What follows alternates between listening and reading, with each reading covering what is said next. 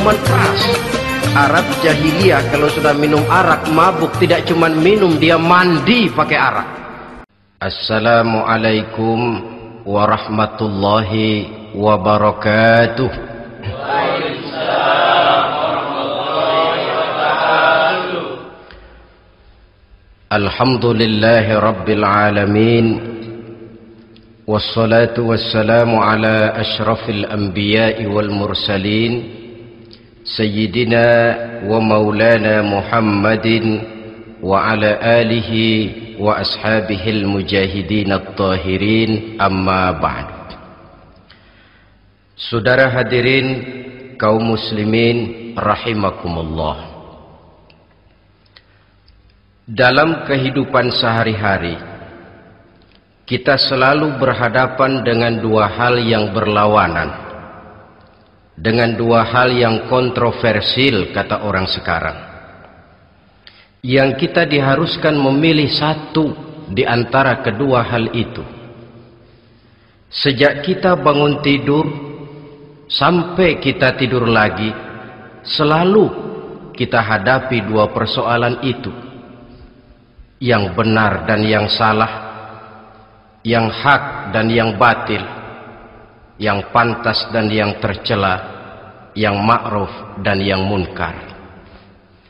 Persis seperti sebait lagu yang lagi ngepop dan banyak dinyanyikan anak sekarang, madu di tangan kananmu katanya, racun di tangan kirimu. Tapi saya fikir-fikir, bagaimanapun kalau cuma sekedar madu di tangan kanan, racun di tangan kiri, adresnya jelas. Yang repot kalau kita sudah tidak tahu lagi mana yang madu, mana yang racun. Lebih celaka lagi di zaman sekarang, banyak racun mereknya madu. Kita terpedaya, kita terpesona, kita terpukau oleh racun yang bermerek madu ini. Kita minum dia, yang akibatnya rawan di dalam kehidupan kita. Sangat banyak racun-racun yang terpancang di sepanjang perjalanan hidup kita ini. Dan dua di antara racun kehidupan itu akan kita bicarakan pada pertemuan kali ini, yakni arak dan judi, minuman keras dan judi.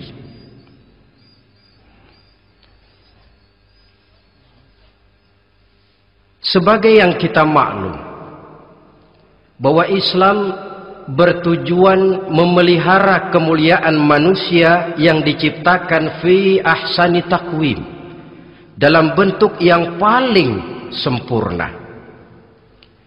Arak atau minuman keras jelas merupakan hal yang merusak dari berbagai aspek kehidupan. Entah kesehatan tubuh, entah pertumbuhan akal, ketentraman rumah tangga, ketentraman masyarakat, bangsa dan negara. Cobalah sejenak kita adakan penyelidikan. Kalau masuk kita ke dalam penjara, melihat sel-sel di sana, berapa banyak yang mendekam di sel karena urusan minuman keras. Masuk kita ke rumah sakit, berapa banyak yang dirawat akibat minuman keras, akibat stres yang dialaminya. Berapa banyak rumah tangga berantakan, berapa banyak pembunuhan terjadi, pemerkosaan terjadi akibat daripada minuman keras ini. Yang paling ironi kalau dia sudah menyerang anak-anak muda kita. Padahal kita tahu remaja pemuda adalah bentuk miniatur daripada kehidupan suatu bangsa. Akan bagaimana warna Indonesia 20, 30, 40 tahun yang akan datang, remaja dan pemuda kita jawabannya. Bahkan dari segi agama pun, akan bagaimana warna Islam di Indonesia 20, 30 tahun yang akan datang, remaja itu pula jawabannya.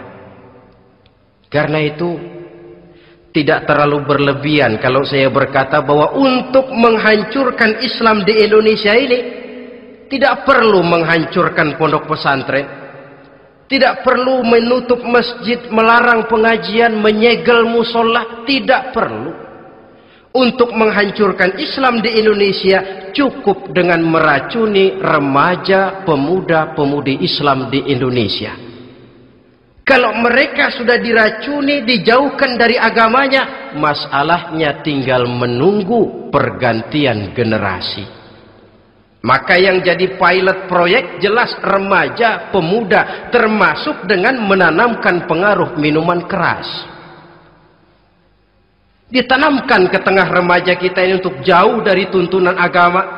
Hei pemuda-pemuda Islam, kalau kau mau jadi pemuda modern, jangan dekat-dekat ke masjid. Masjid khusus 60 tahun ke atas. Sepertinya di depan masjid itu ada papan pengumuman masjid khusus 60 tahun ke atas. Baca Quran kolot. Seiring dengan itu lalu modernisasi diartikan dengan westernisasi. Kau tidak akan bisa jadi pemuda modern sebelum semua yang datang dari barat kau telan mentah-mentah. Kau harus bisa bergaul seperti orang barat, berumah tangga macam orang barat, makan minum seperti orang barat. Kalau nyanyi lagu barat yang orang lain gak ngerti, kamu juga gak tahu.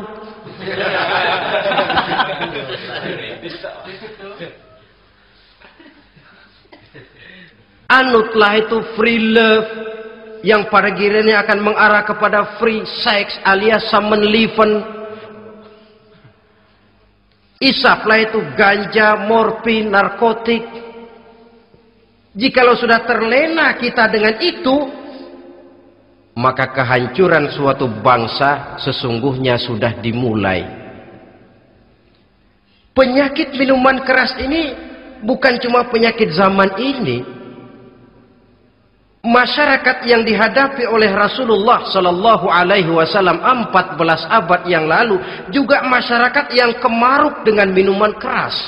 Arab jahiliyah kalau sudah minum arak mabuk, tidak cuma minum, dia mandi pakai arak. Sistem pendidikan yang disampaikan Islam bijaksana.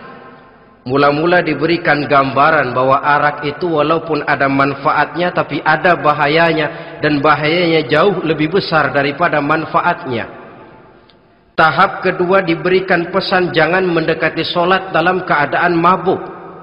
Padahal solat 1 hari 1 malam 5 kali, artinya makin jauh saja dia dari arak itu.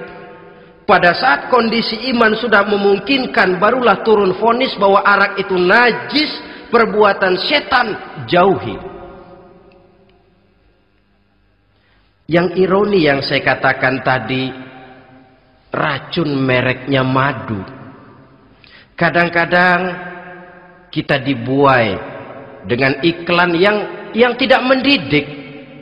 Saya pernah lihat ada iklan misalnya, Anda ingin modern, majulah bersama minuman ini. Atau minuman ini lambang pergaulan dunia yang maju. Modern diukur dari minuman. Yang jadi korban akhirnya remaja dan pemuda-pemudi kita.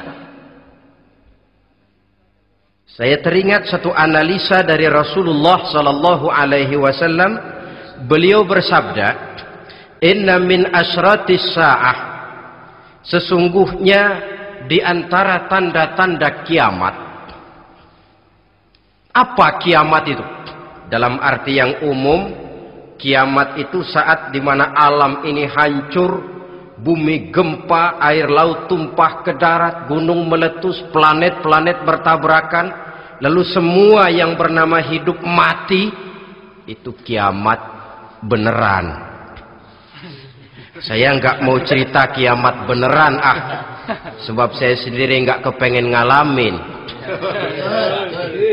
Yang sering kita ngalami ini kiamat kecil-kecilan, kiamat mini. Apa kiamat mini itu? Hancurnya sendi-sendi kehidupan sosial. Maksiat merajalela, munkarat menjadi-jadi. Yang ma'ruf dianggap munkar, yang munkar malah menjadi ma'ruf. Yang salah disanjung-sanjung, yang benar dicaci maki. Tuntunan dianggap tontonan, tontonan malah jadi tuntunan. Kan kiamat kalau sudah begitu. Penjungkiran nilai. Kenapa hal semacam ini bisa terjadi? Penyebabnya kata Nabi, pertama ayyurfa'al ilmu. Ilmu diangkat oleh Allah. Bagaimana cara Allah mengangkat ilmu dan apa maksudnya itu? Allah mengangkat ilmu itu, saudara, caranya pertama dengan mewafatkan ulama. Makin banyak ulama wafat, makin banyak ilmu ditarik. Yang kedua, kurangnya minat orang untuk belajar agama. Kalau sudah klop macam itu, artinya agama sudah disudutkan ke pojok-pojok kehidupan. Agama cuma sekedar tinggal dekorasi. Agama cuma seminar, cuma kongres, cuma muktamar. Tapi bahwa agama merupakan realita dalam kehidupan, itu tidak pernah terwujud. Kalau ulama sudah tiada, minat orang belajar agama berkurang, maka ajaran Allah tidak lagi didengungkan orang. Dikala itu, wa yudharul jahlu, akan muncullah kebodohan. Nampak kebodohan di mana-mana.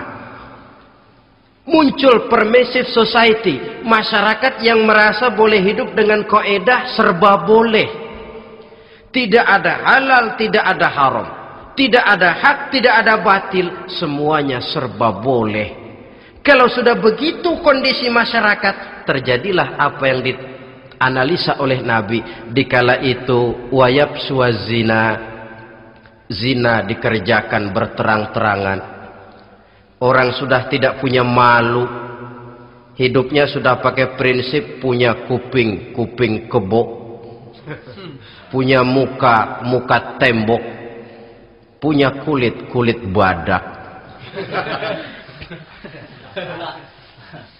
Kalau juga dikasih tahu, malu dong kau tinggal serumah belum nikah. Malu sama siapa? Masyarakat. Allah, masyarakat cuek aja.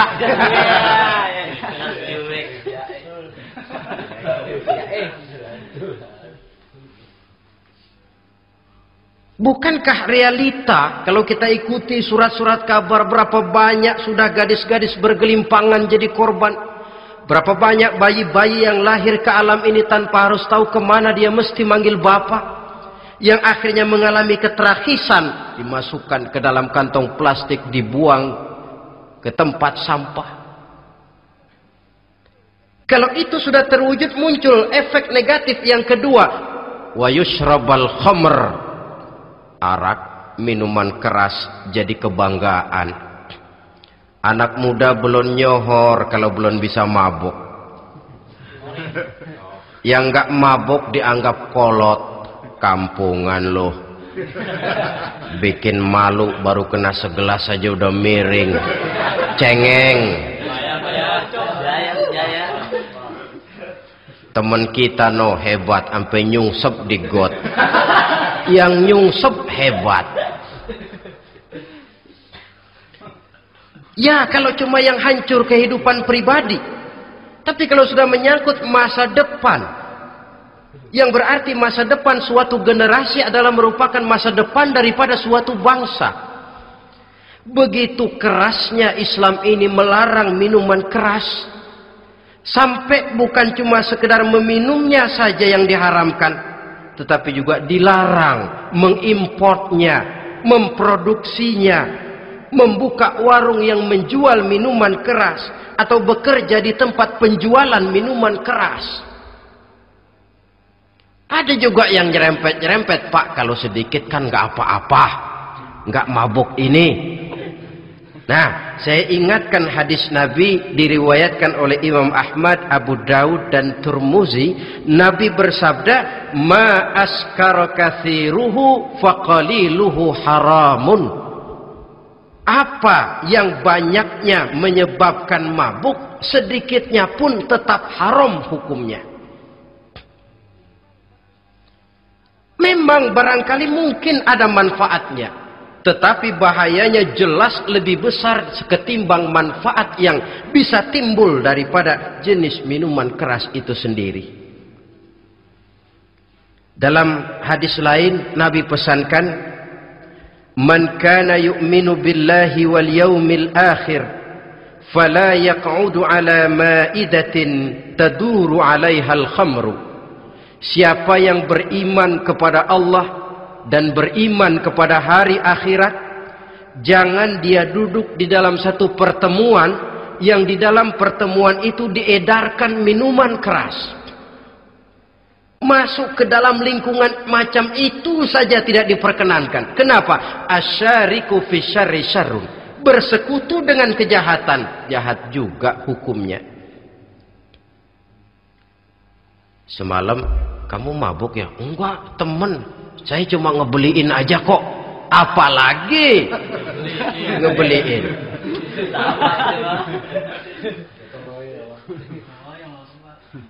Sebab apa? Dalam keadaan mabuk, orang tidak lagi bisa berpikir secara logik. Daya kontrol hilang, artinya perbuatan sudah tidak terkontrol lagi. Yang pertama. Yang kedua, IQ tidak akan tumbuh dan berkembang secara normal seperti yang kita harapkan. Yang ketiga, harga diri akan runtuh hancur di tengah masyarakat. Bayangkan kalau tengah malam kita digotong orang, diantar ke rumah kita. Dengan kondisi macam itu masih punya muka kita untuk tegak di tengah masyarakat. Masih punya harapan kita untuk tumbuh menjadi pemimpin, sementara orang terkenang, ini kan yang kemarin malam gua gotong, dia lagi mabuk. Harga diri, kepribadian. Jangan lupa saudara, kita hidup di tengah masyarakat. Masyarakat itu punya hukum yang tidak tertulis, tapi lebih kuat dan lebih kejam daripada hukum tertulis. Orang bilang, sekali arang tercoreng di dahi, seumur hidup orang akan tetap ingat. Makanya Rasulullah dalam hadis memberikan tamsil untuk adik-adik remaja muslim ini, masalul mu'min kamasalin nahli. Perumpamaan orang yang beriman itu persis seperti tawon. Mentalitas orang mukmin persis tawon. Apa mentalitas tawon? Kalau kita ngaji bab tawon, kita renungi apa keistimewaan tawon. Saya lihat-lihat, ternyata tawon itu punya 4 keistimewaan. Pertama, tawon itu yang dihisap selalu saripati bunga. Bagus makanannya. Belum pernah tawon keliru makan. Saya belum pernah dengar kok ada tawon makan tahu.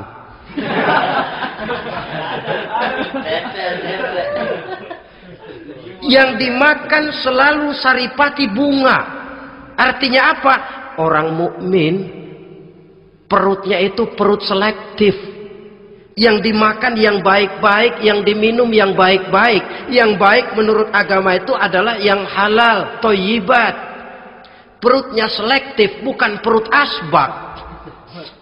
Kalau asbak puntung apa saja masuk ke dalamnya. Tapi mukmin perutnya ini selektif. Daging kambing masuk, tahu masuk, kangkung masuk, kodok minggir. Air kelapa minum, kopi minum. Tapi kalau sudah berbau minuman keras, minggir. Sebab apa? Makanan dan minuman yang kita masukkan ke dalam perut besar ini akan digiling dalam perut besar, akan melahirkan energi, menggerakkan sel-sel pembuluh saraf. Kalau makanan dan minuman itu terdiri dari yang haram, energi yang ditimbulkan olehnya energi yang haram, mempengaruhi sel-sel pembuluh saraf. Orang akan cenderung berpikir yang haram kalau terlalu sering memakan makanan haram. Kalau sudah berpikir kepada yang haram, perbuatan pun akan mengarah kepada yang haram juga. Contoh kecil aja dah, ada nggak maling mikirin majelis taklim? Ada. Karena yang dimakan lebih banyak yang haram, yang dipikir paling-paling nanti malam rumah siapa lagi nih ya? Sudah mengarah ke sana.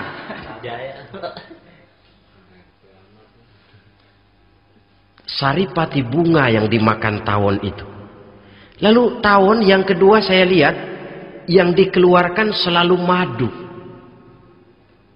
Artinya apa orang mukmin itu? Kalau dia berkata, perkataannya mengenakan orang. Kalau dia berbuat, perbuatannya membawa manfaat bagi orang. Kalau kakinya melangkah, tentu ke tempat yang ada gunanya. Yang dikeluarkan madu, bukan racun. Indah tawon itu. Yang ketiga, tawon saya lihat, kemanapun dia hinggap, tidak ada dahan patah. Artinya apa? Orang mukmin dimanapun dia tinggal, kemanapun dia pergi, pantang jadi biang kerok buat lingkungannya, pantang menimbulkan kerusuhan dan keonaran. Tidak ada cabang patah dimanapun tawon hinggap. Tapi juga yang keempat, saya lihat-lihat tawon itu jangan coba-coba diusik. Satu kali dia diusik, kemana orang lari? Nyilem masih ditungguin. Tawon. Tapi kalau nggak diusik, nggak ada tawon usil ke pasar nyariin orang. Ketika dia diusik, inilah saatnya saya harus mempertahankan kehormatan diri saya. Dia pun bangkit. Artinya apa? Orang mukmin tidak boleh nyari-nyari musuh. Tapi ketemu musuh tidak boleh lari. Musuh jangan dicari, bertemu pun jangan lari. Mentalitas orang mukmin seperti tawon. Yang dimakan baik, yang dikeluarkan baik. Kemana dia tinggal tidak menimbulkan keonaran buat masyarakat. Tapi juga sanggup menjaga dan mempertahankan kehormatan dirinya. Kalau konteksnya dengan masalah yang sedang kita bicarakan, minuman keras. Saya katakan tadi, kita kadang-kadang salah pilih. Tertipu oleh racun yang bermerek madu. Ada minuman empuk, nyari yang keras. Salah pilih. Ketahuan orang bikin pel buat anjing, manusia yang nelen. Akhirnya miring kayak anjing. Saudara, mari kita renungi An-Nisa ayat 140. Allah Subhanahu wa taala mengingatkan, "Qad nazzala 'alaikum fil kitabi an idza sami'tum ayatillahi yukfaru biha wa yustahza'u biha fala taq'udu ma'ahum hatta yakhudu fi haditsin ghairi innakum idzam misluhum." Sungguh kata Allah, telah diturunkan kitab Al-Quran ini kepada kamu, yang apabila kamu dengar ayat-ayat Allah itu diingkari orang, diejek-ejek orang, fala taq'udu ma'ahum, jangan kamu duduk bersama orang-orang semacam itu. Bagaimana mengejek ayat-ayat Allah misalnya? Tahu kalau minuman keras itu diharamkan, tapi masih minum juga, itu kan mengejek ayat namanya. Duduk di majelis semacam itu dilarang oleh Quran. Kenapa? Innakum izam misluhum. Kalau kamu juga duduk di majelis semacam itu, kau dan mereka sama saja kerja.